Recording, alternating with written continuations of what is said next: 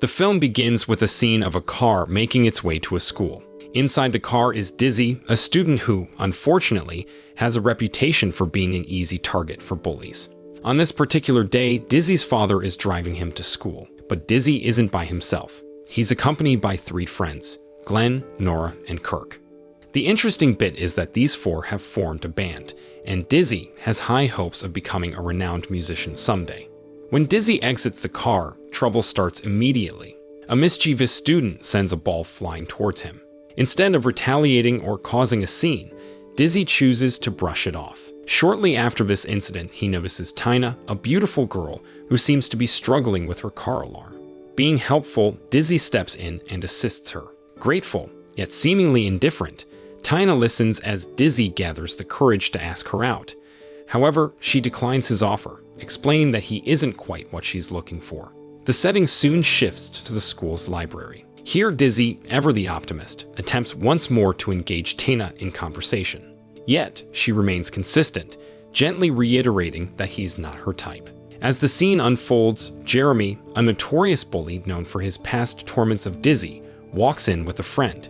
It's clear that Dizzy has had a history of run-ins with Jeremy. In a particularly scaring incident from the previous year, Jeremy had even tied Dizzy up, subjecting him to humiliation in front of the entire school. After Dizzy caused a disturbance in the library clerk, who was quite upset, accidentally did something she didn't intend to. This led to Dizzy's father taking him to see a doctor. Once they arrived, the female doctor prescribed Dizzy some medication, emphasizing that he should finish it within a week. However, later at the mall, Dizzy felt the medicine was doing wonders for him, so he took more than he should have.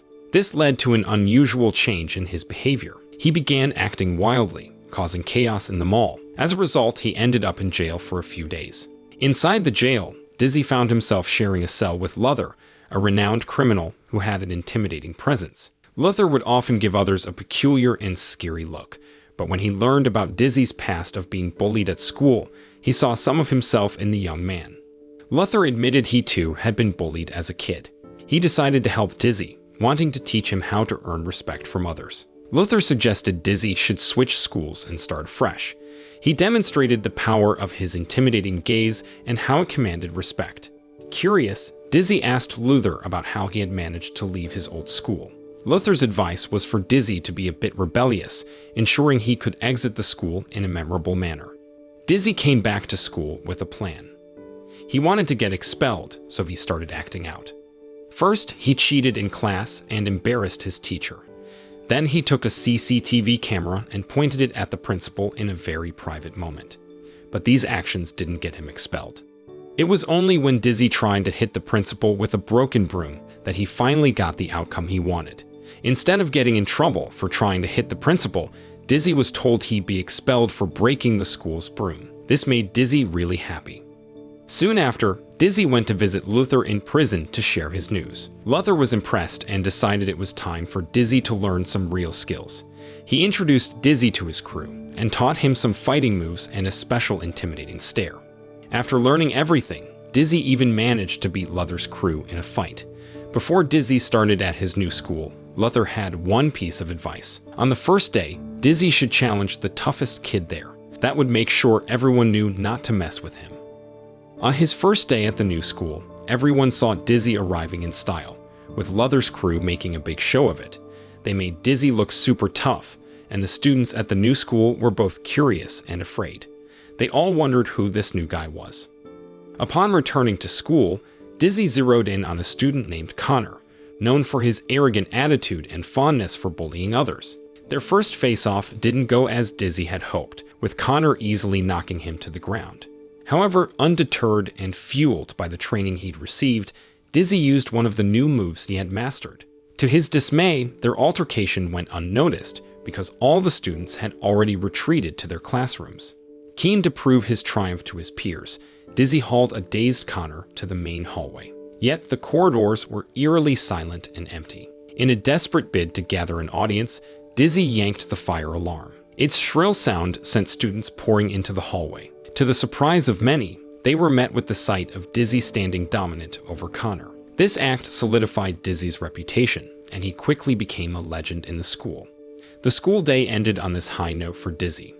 As he lounged outside, basking in his newfound glory, 3 girls approached him, their expressions a mix of admiration and curiosity. One of them, a striking girl named Christy, extended an invitation to a party at her place that evening. Eager to continue riding the wave of his popularity and to make a lasting impression, Dizzy borrowed a friend's sleek motorcycle. His attempt at looking cool, however, was thwarted when he clumsily fell from the bike and wrote. Upon arriving at the party, still a tad embarrassed by the motorcycle incident, Christy warmly welcomed Dizzy. She led him to a secluded, elevated spot at her home, hinting at more intimate intentions. Overwhelmed by the sudden turn of events, Dizzy lost his balance, tumbling down and getting entangled in the branches of a nearby tree. From her vantage point, Christy assumed he had deliberately left, leading to a slight rift between them. Later on, Dizzy encountered Connor once again, but this time, rather than resorting to physical action, Dizzy fixed him with his intense, almost paralyzing death gaze he had painstakingly learned from Luther. The message was clear. Dizzy was no longer someone to be trifled with. The day after Dizzy's surprising takeover of the school's social scene, he got attention from an unexpected source. The school's top popular girl, Danielle, walked up to him with a request. She asked Dizzy to bring some excitement to the school's upcoming football game. Their school's team had a losing streak for the past 5 years, and everyone felt demotivated. Danielle happened to be dating Connor, the same guy Dizzy had just taken down. Tired of Connor's bullying ways, Danielle decided to break things off with him. This obviously made Connor more upset with Dizzy, but he didn't dare act on his anger. The day of the big game arrived. There was a cloud of doubt hanging over the school team. Memories of their consecutive losses weighed them down. But Dizzy had a plan to shake things up. He got his hands on an army uniform and decided to play the role of a strict drill sergeant. He rallied the football team and, with a mixture of encouragement and threats, made them believe in themselves. His main threat is to lose the game, and they'd have to answer to him. This was enough motivation for the team, and against all odds, they clinched a victory. Following their win, Dizzy's popularity reached new heights, and he grew close to Danielle.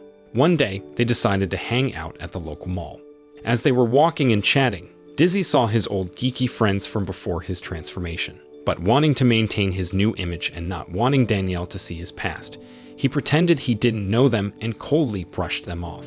In a surprise move, the school's principal and the football coach called Dizzy into their office the next day. They were all smiles, overflowing with gratitude.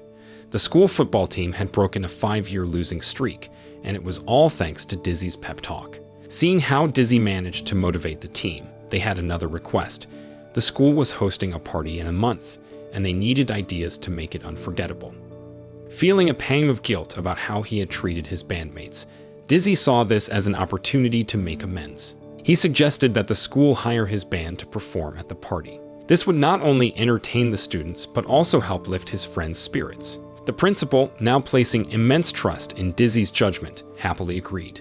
Later, Dizzy went to find his 3 bandmates, a bit nervous about facing them after what had transpired at the mall. As expected, they were upset and initially ignored his attempts to apologize. But when Dizzy shared the news about the band's invitation to perform at the school party, their faces lit up. They couldn't stay mad at him for long, and by the end of their conversation, had forgiven him. However, even as things seemed to be on an upswing for Dizzy, not all was calm in the school. The next day, as he walked through the corridors, he spotted Connor and his gang picking on a student, stuffing him into a trash can, and then laughing as they pushed the can around. Dizzy, now seen as a school hero, wouldn't let this slide. He rushed over, stopping Connor's antics and helping the bullied student out of the bin. Taking a moment to address everyone, Dizzy made it clear that bullying wasn't acceptable, and he would personally see to it that anyone caught in the act faced consequences. This strong stand only increased the respect students held for Dizzy. The transformation of Dizzy from an often bullied student to the respected motivator of his new school's football team was nothing short of miraculous. This remarkable change was largely attributed to his newfound confidence and ability to inspire others, a skill he had honed over time and under challenging circumstances. As the relationship between Dizzy and Danielle blossomed, they spent more time together, understanding and supporting each other. They celebrated the successes of their school's football team, knowing that the upcoming final match held great importance. On the scheduled day of the match, as the rival team awaited the arrival of their competitors on the field, there was no indication of Dizzy's team's presence. A wave of whispers and confounded murmurs swept through the crowd. Clearly, a forfeiture had occurred, or perhaps fear was the culprit behind their absence. This delay was a calculated tactic by Dizzy, aiming to destabilize the opponent's mental composure and undermine their morale. When the match eventually initiated, Dizzy's team, propelled by renewed resolve and astute strategy, outperformed their adversaries, leaving the presumptuous opponents floundering. Finally, when Dizzy's team made their appearance, led by the confident Dizzy, they were a sight to behold. The once hesitant and demotivated team now brimmed with determination and energy. As the match progressed, it was evident that Dizzy's former school's team was rattled and couldn't match the ferocity and passion of their opponents. Victory was sweet. Dizzy's team clinched the title, and the once bullied student was now the talk of the town. The students, especially the girls, swarmed him, showering him with praises and admiration. Among those watching from the defeated side was Jeremy, the same person who had tormented Dizzy endlessly in the past. The stark contrast between the Dizzy he once knew and the Dizzy standing tall and proud before him left Jeremy in utter disbelief. Post the events of the victory celebration, the air in the school was laden with festivity. A statue was erected in honor of Dizzy, immortalizing his contribution to the school's triumph. However, Jeremy, unable to swallow the bitter pill of defeat, approached Dizzy with hostile intentions. Dizzy, concealing the fear bubbling within, maintained his composure to face Jeremy. Fortunately, the confrontation was thwarted by those who revered Dizzy, leaving Jeremy to retreat and lick his wounds. Jeremy, still seething from the altercation, united with Connor, who shared a common distaste for Dizzy.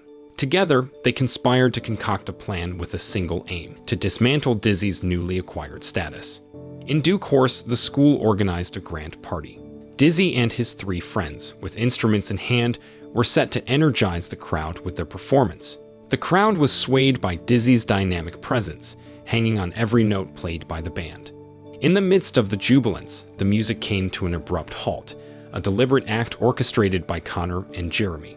A video was projected, a visual chronicle of Dizzy's past, depicting him as the recipient of bullying in his former school, a stark contradiction to the empowered individual he had become. The revelation of Dizzy's true identity was laid bare for all to witness. In the face of mounting disappointment and the label of being a loser, Dizzy was at his most vulnerable. The echoing murmurs of betrayal filled the air, his facade having been shattered by the revelation of his past.